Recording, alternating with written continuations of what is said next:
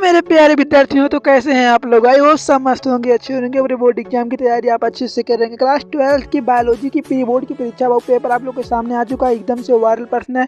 Pre board परीक्षा में आप लोग को इससे बाहर एक भी प्रश्न नहीं देखने को मिलेगा। अगर आप इसकी तैयारी कर रहे हैं तो आप समझिए बोर्ड की तैयारी कर लिए हैं, ठीक है। अगर आपका इसमें से हर एक नंबर हो जा रहा है स्टूडेंट, तो आप समझ लीजिए कि आपका पेपर जो है एकदम से पेपर की तैयारी बाबू एकदम से मजबूत हो चुकी है, ठीक है। तो क्लास 12 के जितने भी छात्र और छात्राएं हैं उन तक इस वीडियो को शेयर करना है। अगर आप चैनल पर नए हैं तो चैनल को सब्सक्राइब कर लीजिए और बेल आइकन को भी प्रेस कर लीजिएगा, क्योंकि जो अगली वीडियो हमारी होगी वो फिजिक्स की होगी, वो भी प्री बोर्ड परीक्षा की होगी, ठीक है। क्लास 12 के बाबू जितने भी छात्र हैं उन तक इस वीडियो को शेयर करना है, ठीक है।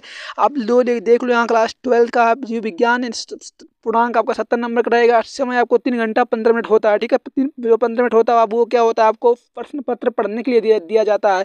उसके बाद और आपको क्या करना है कि आपको सम्मान जो निर्देश होते हैं स्टूडेंट इनको पढ़ना है, ठीक है। विशेष तौर पर इनको हमेशा इसको पे ध्यान रखते हुए हमेशा आपको पढ़ना पड़ेगा, ठीक है। क्लास 12 के छात्र छात्राओं के लिए विशेष जानकारी है कि अगर आप पेपर देने जाएंगे बाबू तो ठीक है, आप इस पेपर को पहले निर्देश को जरूर पढ़ लेंगे।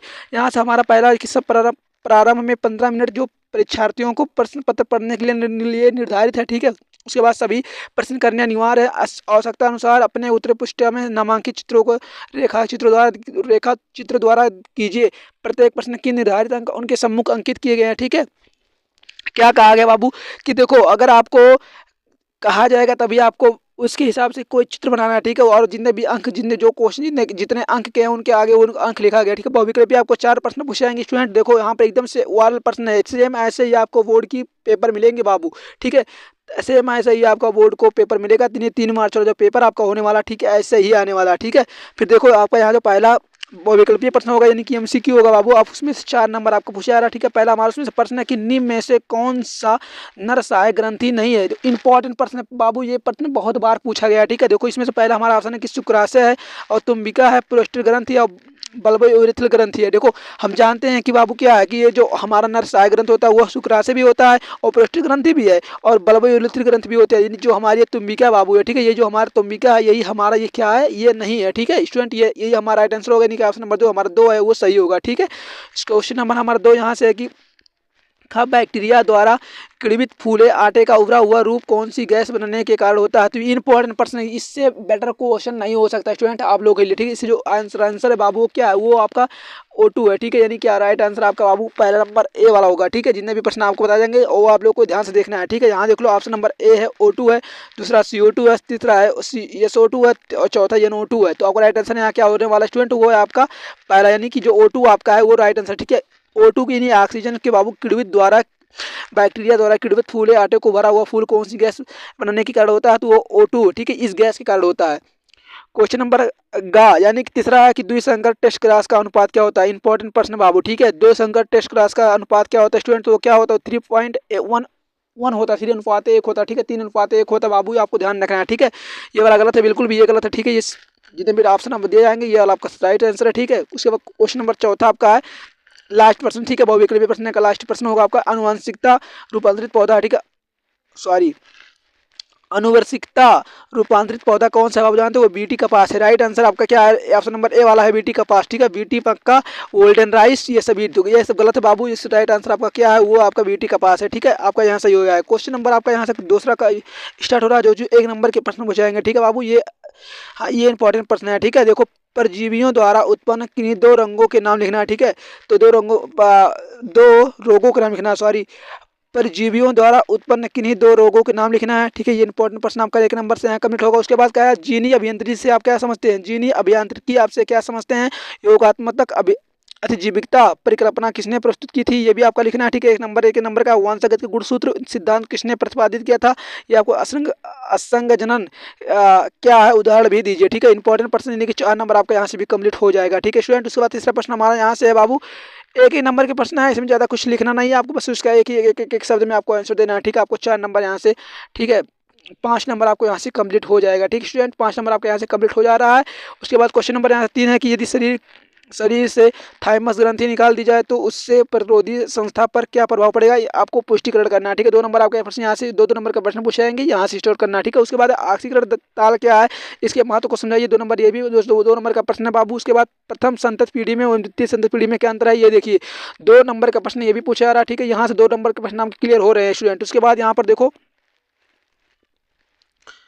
हाँ, उसके बाद च वाला सॉरी घ वाला है कि न्यूक्लियोटाइड्स था, न्यूक्लियोसाइड्स तथा न्यूक्लियोटाइड्स में क्या अंतर है। 2 नंबर का आपका यहाँ से कंप्लीट हो रहा है स्टूडेंट, ठीक है। 2 नंबर यहाँ से भी बन जा रहा है आपका। उसके बाद पशवा है कि प्रथम पुनर्योगज डीएनए का निर्माण कैसे हुआ, तो 2 नंबर यहाँ से भी कंप्लीट हो जा रहा है, ठीक है। उसके बाद चौथा है कि द्विनिषेचन एवं त्रिसंलयन से आप चौथा क्वेश्चन है बाबू कि द्विन निषेचन और त्रिसंलयन आप क्या समझते हैं, ठीक है। संक्षिप्त टिप्पणी कीजिए। आपका 3 नंबर वाला प्रश्न है बाबू।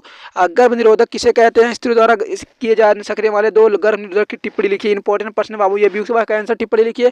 डीएनए अखंड का पृथक्करण और विलयन कैसे किया था, इंपॉर्टेंट समझाइए। 3 नंबर का भी प्रश्न है, ठीक है। उसके बाद चौथा कि परजीवी जंतु क्या है, परजीवी जंतुओं के उत्पादन की मुख्य विधि का उल्लेख करना। 3 नंबर आपको यहाँ से दिया जाएगा स्टूडेंट। उसके बाद क्वेश्चन नंबर घा वाला है, ठीक सॉरी पचवा का खा है बाबू कि घास स्थल, घास मैदान, पारिस्थितिकी तंत्र का वर्णन कीजिए, ठीक है। घास स्थल यानी घास के मैदान, पारिस्थितिकी तंत्र का वर्णन करना। इंपॉर्टेंट प्रश्न आपको यहाँ से पूछे जा सकते हैं स्टूडेंट, ठीक है। उसके बाद क्वेश्चन नंबर आपका ये वाला देखो, ठीक है। ये वाला जो प्रश्न आपको बाबू, ये वाला प्रश्न, ठीक है। ये वाला प्रश्न आपको ये वाला प्रश्न आपको कर लेना है, ठीक है। उसके बाद ये वाला प्रश्न भी कर लेना है। उसके बाद ये वाला प्रश्न आपको यहाँ से कर लेना है स्टूडेंट, ठीक है।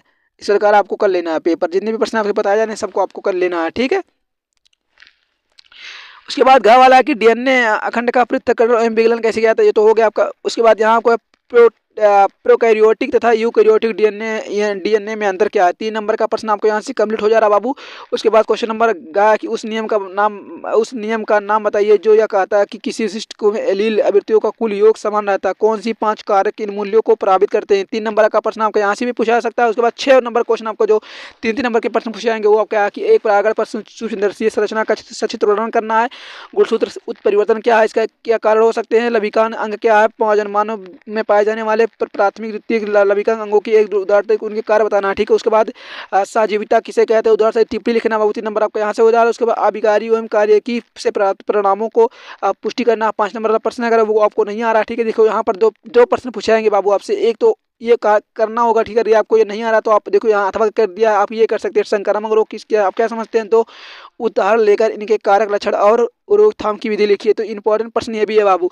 संकटग्रस्त जाति से आप क्या समझते हैं, संरक्षण के लिए किए गए विभिन्न प्रकार के उपयोगों को वर्णन करना है, ठीक है। ये प्रश्न आपसे पूछा जा सकते हैं। अगर वो आपको नहीं आ रहा तो आप ये कर सकते हैं। इंसुलिन किस रोग के उपचार प्रयुक्त होती है, इसके तैयार करने की विधि का संक्षेप में लिखिए, ठीक है। आपको प्रश्न यहाँ से ये होगा, ठीक है स्टूडेंट।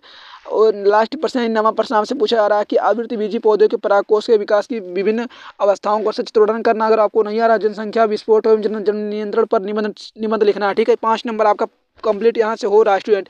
यानी कि बाबू आप बायोलॉजी के पेपर को पूरा अच्छे से समझ चुके हो, ठीक है। मुझे पूरा उम्मीद है कि यहाँ से आपकी जो तैयारी है बाबू एकदम मजबूत हो जाएगी, ठीक है। अगर आप क्लास 12th में हैं और आपका भी सपना है बाबू कि 70 नंबर के पूर्णांक में आपका भी 65 नंबर 68 नंबर रैंक है, तो ये वीडियो को तैयार कर लेना, ठीक है। इस वीडियो से आप इस पेपर को तैयार कर लीजिएगा। इस वीडियो की आपको पीडीएफ चाहिए बाबू तो बहुत जल्द मुझे मैसेज कर देंगे, मैं आपको ये वीडियो को पीडीएफ प्रोवाइड करा दूंगा, ठीक है स्टूडेंट। आप जो कुछ भी हो सकता है मैं उसी पूरी आपको हेल्प करना चाहूँगा, ठीक है। लेकिन आपको भी मदद करनी पड़ेगी क्योंकि पढ़ना आपको है, जितना भी उम्मीद हो सके बाबू आपको पढ़ना ही पढ़ना है, ठीक है।